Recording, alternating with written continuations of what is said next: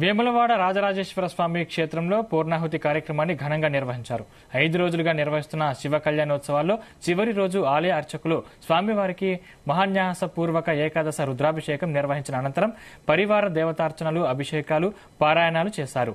స్వామివారి కళ్యాణ మండపంలో ఔపాసనము, బలిహరణము, శేషహోమం, జాయద్ర నిర్వహించారు. అనంతరం యాగశాలలో ఘనంగా పూర్ణాహుతి జరిపారు. దేవతోద్వాసనము, నాకబలి, పుష్పయాగం, క్షేత్రపాలక బలి నిర్వహించారు. స్వామివారి త్రిశూల యాత్ర నిర్వహించి ధర్మగుండంలో అవబృద్ధ స్నానం చేశారు. రాత్రి ఏకాదశావరణములు, ఏకాంత సేవతో 5 రోజుల శివ కళ్యాణ ఉత్సవాలు ముగిశాయి.